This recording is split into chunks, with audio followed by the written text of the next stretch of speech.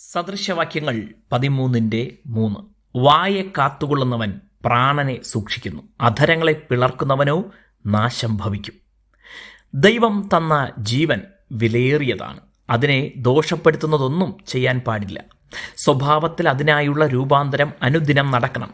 ചില തിന്മകൾ സംഭവിക്കുന്നത് സ്വഭാവത്തിലെ പോരായ്മകൾ കൊണ്ടാണ്.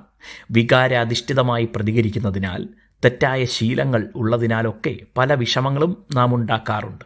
അത് നമുക്കും മറ്റുള്ളവരുമായുള്ള ബന്ധത്തിനും ദോഷമായി മാറും. മാത്രമല്ല, മറ്റു പലരുടെയും ജീവനും ഒരുപക്ഷെ അത് ഹാനികരമാകാം. ആകയാൽ അനുദിനം ജീവിത സ്വഭാവങ്ങൾ പുനഃപരിശോധിക്കുകയും രൂപാന്തരത്തിനായി തയ്യാറാവുകയും വേണം.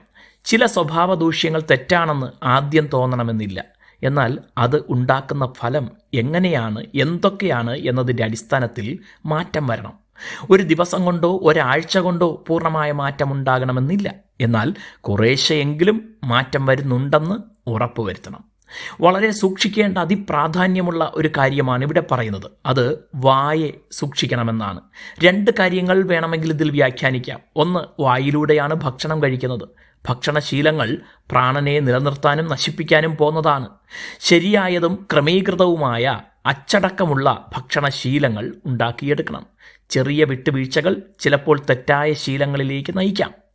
2ാമത്തെ ചിന്തയാണ് ഈ വാക്യം കൊണ്ട് പ്രധാനമായും ഉദ്ദേശിക്കുന്നത്.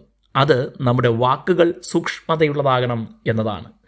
ആലോചിക്കാതെ എടുത്തുചാടി സംസാരിക്കുന്നവർ, സ്ഥാനത്തും അസ്ഥാനത്തും സംസാരിക്കുന്നവർ, അറിവില്ലാത്ത കാര്യത്തിൽ പോലും എല്ലാം അറിയാമെന്ന വിധത്തിൽ സംസാരിക്കുന്നവർ, മറ്റുള്ളവർക്ക് ദോഷം വരുന്ന വിധത്തിൽ, ബന്ധങ്ങളെ നശിപ്പിക്കുന്ന വിധത്തിൽ ഒക്കെ സംസാരിക്കുന്നവർ വാസ്തവത്തിൽ സ്വന്തം പ്രാണനെ തന്നെയാണ് നശിപ്പിക്കുന്നത്. ആകയാൽ നാം നല്ല സംസാരശീലം വളർത്തിയെടുക്കുക.